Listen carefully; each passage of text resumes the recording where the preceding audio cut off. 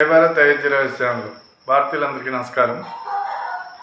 మిత్రులారా, ఇటీవల భారతదేశంలో జరుగుతున్నటువంటి ఒక కుట్ర రాజకీయాలు చూసినట్లయితే మనకి ఏ రకంగా ఈ దేశాన్ని బద్నాం చేయాలి, భారతదేశాన్ని ఏ రకంగా నాశనం చేయాలి అని అనేక శత్రువులు మన మీద ప్రయత్నాలు చేస్తూ ఉన్నారు.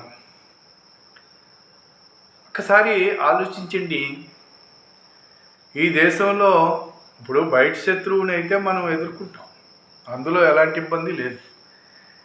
ఇంట్లో శత్రువులు ఎక్కువైపోయారనే దానికి నిదర్శనాలు బోల్డ్ కనిపిస్తూ ఉన్నాయి.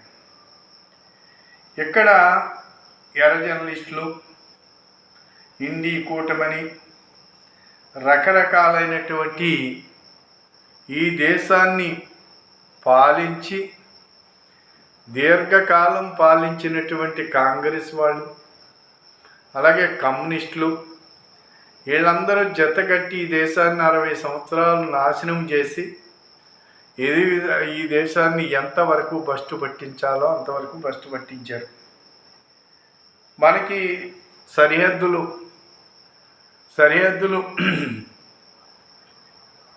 దేశ సరిహద్దుల్లో రక్షణ లేదు. ఉన్నటువంటి రక్షకులకి సౌకర్యాలు లేకుండా, ఈ దేశాన్ని కాపాడుకునే ఆయుధాలు లేకుండా, ఏ రకమైనటువంటి విధి విధానాలు రక్షణ వ్యవస్థలో లేకుండా రక్షణ వ్యవస్థనంతా గాలికి వదిలేసి బయట నుంచి వచ్చే వాళ్ళందరికీ కూడా స్వాగత ద్వారాలు తెరిచి ఈ దేశంలోకి రండి, మీరు ఏమైనా చేసుకోండి, ఎలాంటి వ్యాపారాలైనా చేసుకోండి, ఎలాంటి అత్యాచారాలైనా ఏది చేసుకున్నా పర్వాలేదు, భారతదేశంలో మేము ఉన్నాం, మీకు అండగా ఉంటాము అని చెప్పి ఇక్కడ పాలకులు వాళ్ళని ఎంకరేజ్ చేసి యువతలకి తీసుకొచ్చిన సంఘటన మనం గమనించినట్లయితే తెలుస్తుంది. ఇది వీళ్ళు చేసింది.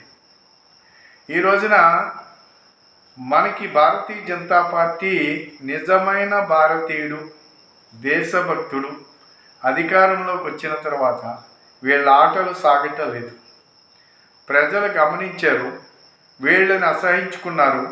వీళ్ళని ఎక్కడ ఉంచాలో అక్కడ ఉంచుతూ ఎవరైతే ఈ దేశానికి అవసరమో వారిని ముందుకు తీసుకొస్తూ మోదీ గారిని 3వసారి ప్రధానమంత్రిగా చేసుకోవటం జరిగింది ఈ దేశ ప్రజలు. ఇది ఇలా జరుగుతుంటే దీన్ని ఏ రకంగా పడగొట్టేయాలి? భారతదేశం ఆర్థికంగా ఎంతో ఎత్తుకి ఎదిగిపోతుంది. భారతదేశం రక్షణ రంగంలో చాలా ప్రపంచాన్ని దాటుకుని ముందుకెళ్తుంది. ఇవన్నీ గమనిస్తూ ఉంటే భారతదేశాన్ని రాబోయే రోజుల్లో మనము ఏమీ చెయ్యలేము అని ఓ పక్కన అమెరికా, ఓ పక్కన చైనా, ఓ పక్కన పాకిస్తాన్ బంగ్లాదేశం మనకి అసలు వాళ్ళు మనకి తూకం కాదు. కానీ వాళ్ళు డైరెక్ట్గా చెయ్యలేక ఈ చైనా వాడి కానివ్వండి, అమెరికా వాడి కానివ్వండి, రకరకాల యొక్క పద్ధతుల్లో వీళ్ళని ప్రోత్సహిస్తూ, వీళ్ళకి ఆయుధాలు ఇస్తూ, వీళ్ళకి ఆర్థికంగా సపోర్ట్ చేస్తూ మన మీద వీళ్ళని ఉగ్రవాదులుగా, తీవ్రవాదులుగా మన పైన వీళ్ళు దాడులు చేయడానికి అనేక ప్రయత్నాలు చేస్తూ ఉన్నారు. దాన్ని మనం వీళ్ళ ఆటలు సాగనివ్వకుండా మనం ఎక్కడ కొట్టాలో అక్కడ కొట్టి మనం బలంగా నిలబడుతూ ఉన్నాం. ఇదంతా మనకి తెలుసు కదండి. కాబట్టి ఇకపోతే అమెరికా నుంచి అనేక రకాల ప్రయత్నాలు పక్కదారిలో. ఇప్పుడు రైతులు ఉద్యమం అన్నారు, రైతులు కానవాళ్ళు రైతు ఉద్యమం చేశారు. అది ఒక భయంకరమైన కుట్ర. ఆ రకంగా ఆ రోజున దేశాన్ని బద్ధం చేయాలని చాలా రోజుల పాటు వాళ్ళకి అనేక రకాల సౌకర్యాలు అందించి వాళ్ళు ఇక్కడ ధర్నాలు చేయటం జరిగింది దేశ రాజధానిలో. ఇది కదండి చేసింది. దాన్ని ఎలాగా ఏ రకంగా దాన్ని క్లోజ్ చేయాలో ఆ రకంగా క్లోజ్ చేశారు మన పాలకులు. అయితే వీళ్ళు ఇంకొకటి ఏంటంటే అది కుదరలేదు. మత కలహాలు ఇది కుదరలేదు. ఇకపోతే ఇక్కడ అనేక రకాల ఇస్లాం కానివ్వండి, క్రైస్తవం కానివ్వండి, వీళ్ళ యొక్క ఈ సంస్థల పేరు మీద ఈ కమ్యూనిటీలకి అనేకమైనటువంటి ఇక్కడి నుంచి సేపర్ సెల్స్ని తయారు చేసుకుని మత ప్రచారంతో క్రైస్తవుల్ని వీళ్ళు ఏదో రకంగా ఈ దేశంలో ఏదో ఒక అలజడి సృష్టించాలని ఈ ప్రయత్నాలన్నీ చేస్తూ ఉన్నారు. విపరీతమైన ఫండ్స్ ఇస్తున్నారు వీళ్ళకి. వీళ్ళు ఈ దేశంలో చర్చలు లేపటానికి, భారతదేశాన్ని భద్రం చేయటానికి అనేక ప్రయత్నాలు చేస్తూ ఉన్నారు. ఇవన్నీ గమనిస్తూ ఇవన్నీ మనం తిప్పికొడుతూ ఉన్నాం. ఇది అది కాదు, ఏకంగా దేశ ప్రధానమంత్రి మోదీ గారిని అంతం చేయాలనే ప్రయత్నం, అది విఫలమవుతూ ఉన్నారు. కానీ ఏ రకంగా చేయాలనుకున్నా అదే రకంగా మళ్ళీ ఈ దేశంలో ఉన్న యువతని రెచ్చగొట్టాలి, యూత్ని రెచ్చగొట్టి జన్జీ ఉద్యమాన్ని తీసుకురావాలి, నేపాల్లోలా చేయాలి, బంగ్లాదేశ్లాగా చేయాలి, ఈ దేశాన్ని నుంచి ఇక్కడ పాలకులు పారిపోవాలి. ఇది వీళ్ళ ప్లానింగ్. ఇది జరుగుతుందా భారతదేశంలోని? ఇది సాధ్యమా? ఇది కాదు. ఎందుచేత ఇక్కడుండేటువంటి లెక్కలు, ఇక్కడుండేటువంటి పద్ధతులు, ఇక్కడ జ్ఞానం ఉన్నటువంటి సమాజం ఉన్నది. ఇక్కడ భారతదేశంలో ఒక వ్యవస్థ ఉన్నది, వ్యవస్థలకు బలంగా ఉన్నాయి, జ్ఞానముతోటి ఆలోచించేటువంటి యువత ఉన్నది. ఇక్కడ మనుషులుగా ఆలోచిస్తారు. ఎవరు పీకులు కొయ్యాలని కానీ, ఎవరినో నాశనం చేయాలని కానీ, లేకపోతే ఇంకోటని కానీ, ఎవడో చెప్పిన మాటలు పట్టుకుని జాంబీగాళ్ళలాగా రోడ్లు ఎక్కటం కానీ ఇలాంటివి చెయ్యరండి ఇక్కడ. ఎందుచేతంటే ఇది భారతదేశంలో సాధ్యం కాదు నా కొడుకులకి. అయితే ఇక్కడ ఉన్నటువంటి కొంతమంది అయితే ఇక్కడ ఒక రకమైనటువంటిది ఈ మధ్యలో చూసినట్లయితే ఏదైతే మామూలుగా సోషల్ మీడియాలో ఒక పార్టీని పుట్టించి కాక్రోచ్ జనతా పార్టీ, కాక్రోచ్లు అది కరెక్టే కదండి. కాక్రోచ్లు అంటే భారతదేశంలో వాళ్ళు కాదు, విదేశాల వాళ్ళ యొక్క ఉచ్చ తాగుతూ వాళ్ళు పారినటువంటి డ్రైనేజీల్లో పాకుతూ బతుకుతుండేటువంటి కాక్రోచ్లు ఈ భారతదేశంలో చాలా ఉన్నాయి. ఆ కాక్రోచ్లు ఎక్కడ ఏ రకంగాని ఇక్కడ జరగటలేదు. ఎవరో సుప్రీంకోర్టు ప్రధాన న్యాయమూర్తి కాక్రోచ్ అన్నాడు, యువతను అందరినీ. యువతను అనలేదు ఆయన. ఇప్పుడు ఫేక్ సర్టిఫికేట్లతోటి రకరకాలైనటువంటి వేషాలు వేస్తూ వాళ్ళు వేసినటువంటి పిటిషన్లు వీటిని పరిశీలించిన తర్వాత ఈ రకమైనటువంటి కాక్రోచ్లు తయారవుతున్నారు అనేది వారు చెప్పారు. ఆ కాక్రోచ్లే కదండి, అందులో డౌట్ ఏముంది? భారతదేశంలో ఉద్యోగాలు, బాగా చదువుకున్న వాడికి ఉద్యోగం ఉంది, ఏమి ఇబ్బంది లేదే, ఉద్యోగాలు ఉన్నాయి, దేశ డెవలప్మెంట్ బాగుంది, దేశం ముందుకెళ్తుంది, ప్రపంచంలో ఎక్కడికి వెళ్ళినా భారతీయుడు గౌరవంగా బతుకుతున్నాడు, ఇంకేం కావాలి? ఇది కదా. దీనికి ఎవరైతే ఈ కాక్రోచ్లు అని చెప్పేసి ఎవరైతే నేను చెప్పానో, అమెరికా వాడు పారిన డ్రైనేజీలోనో, పాకిస్తాన్ వాడు డ్రైనేజీలోని, బంగ్లాదేశ్ వాడు ఒక డ్రైనేజీలోని, చైనా వాడు ఒక డ్రైనేజీలోని అక్కడ మురుకుని ఆ మురుకుల్లో బతుకుతూ ఆ మురుకు నా కొడుకులు భారతదేశంలో కాక్రోచ్లు ఇక్కడ వాళ్ళ ఆటలు సాగవు. వాళ్ళు ఈ రోజుని కాక్రోచ్లము అని చెప్పి ఈ రోజుని బయలుదేరారు.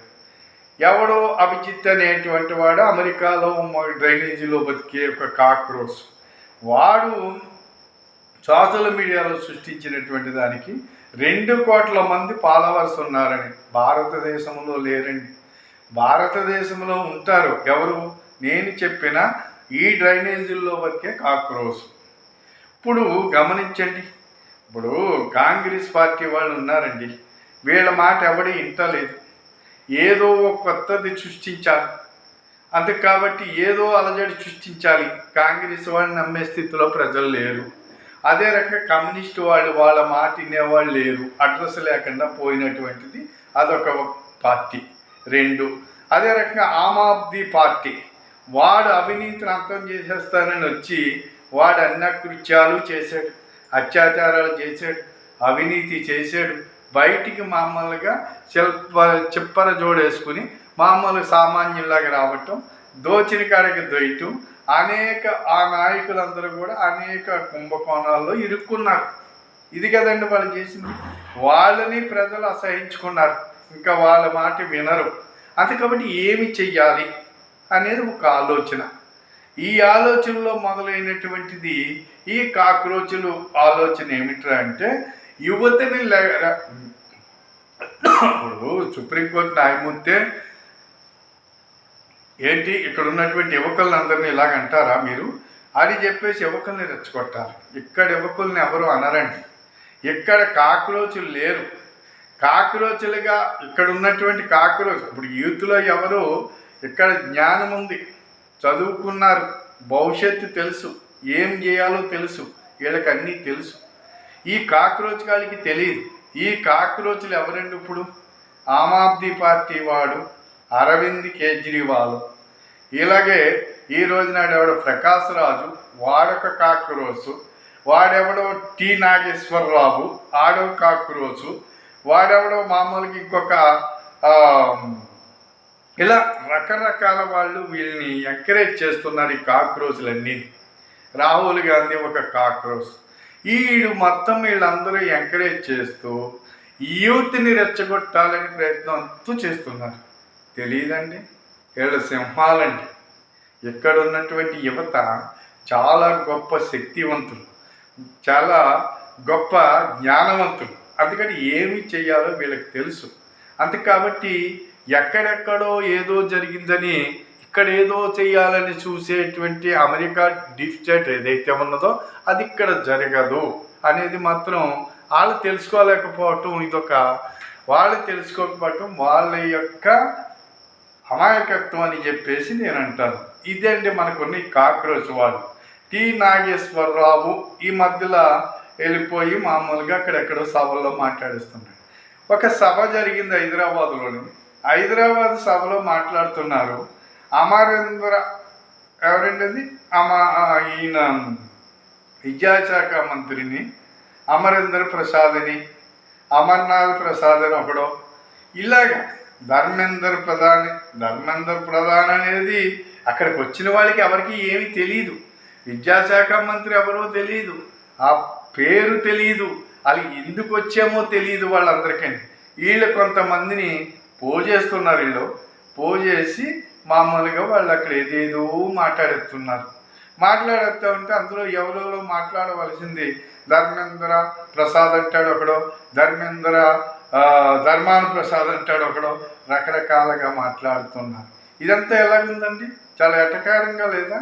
వీళ్ళు ఒక ఉద్యమాన్ని తీసుకురావటం. దేనికి ఉద్యమాన్ని తీసుకొస్తారు? ఉద్యోగాలు ఎవరికి లేవు. టి నాగేశ్వరరావుకి ఉద్యోగం లేదు, కేజ్రీవాల్కి ఉద్యోగం లేదు, ఈ రోజున మామూలుగా ఇలాగా రాహుల్ గాంధీకి ఉద్యోగం లేదు, అలాగే ఇంకొకరికి ఉద్యోగం లేదు. ఇలా ఉద్యోగాలు లేనటువంటి వాళ్ళందరూ నిరుద్యోగులైనటువంటి ఈ కాక్రోచులు వీళ్ళు. పిల్లలు వేళ చదువుకున్న పిల్లలు బుద్ధిగా ఉద్యోగాలు చేసుకుంటున్నారు. వాళ్ళకి ఏం కావాలో ఈ దేశ ప్రధానమంత్రి భరోసా కల్పిస్తున్నారు. మీరు సంపదను సృష్టించండి, మీరు కంపెనీలు పారిశ్రామికవేత్తలు కావాలి, మీరు ప్రపంచంలో గొప్పవాళ్ళుగా వెదగాలి, దానికి నేను ఏమి కావాలంటే అది చేస్తాను అని చెప్పి ప్రధానమంత్రి చెబుతున్నారు. అంతే కాబట్టి ఇక్కడ యువతకి లోపం లేదు. ఉద్యోగాలు వీళ్ళందరికీ ఉంటాయి, లేకపోతే ఉద్యోగాలు అనేది ఏం చేయాలో వాళ్ళు చేస్తారు, చేసుకుంటారు.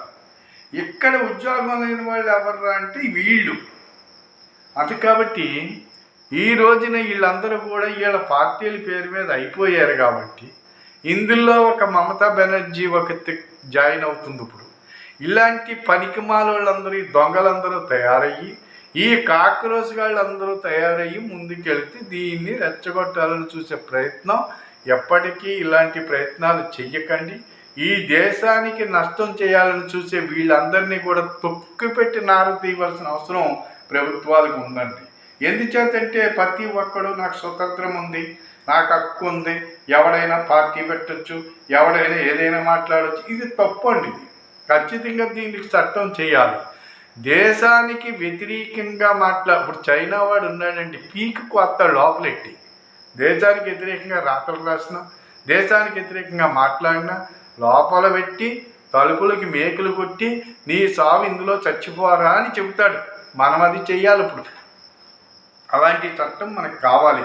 అంతే తప్పించి ప్రతి ఒక్కడు రాజ్యాంగం గురించి మాట్లాడతాడు, ప్రతి ఒక్కడు నాకు హక్కు అంటాడు, ఎలా పడితే అలా మాట్లాడేయచ్చు అంటాడు. నాలికి చీరేయాలి మాట్లాడటానికి. వీళ్ళు ఎవరన్నా అసలు దేశానికి వ్యతిరేకంగా ఎవరు వీళ్ళు మాట్లాడటానికి? రాజకీయాలు చేయండి దేశంలో, అంతేకాని విదేశాల యొక్క ఉచ్చర తాగొద్దు అని చెప్పి నేను చెబుతున్నాను. కాబట్టి విదేశాల వాళ్ళు ఉచ్చ తాగి ఆ డ్రైనేజీల్లో పొర్లి ఇక్కడ వేషాలు ఎత్తే చూస్తూ ఊరుకోకూడదు అని నేను చెప్పేది. వీళ్ళని ఖచ్చితంగా వీళ్ళకి ఇవ్వాల్సిన ట్రీట్మెంట్ ఇవ్వవలసిందే అని చెప్పి నేను చెబుతూ, మరి ఈ వీడియో 10 మందికి షేర్ చేయండి, సబ్స్క్రైబ్ చేయండి. మీ అభిప్రాయాలు దీని మీద కూడా మీ అభిప్రాయాలు తెలియచేయండి అని కోరుకుంటూ సెలవు తీసుకుంటాను. జై భారత్, జై హింద్.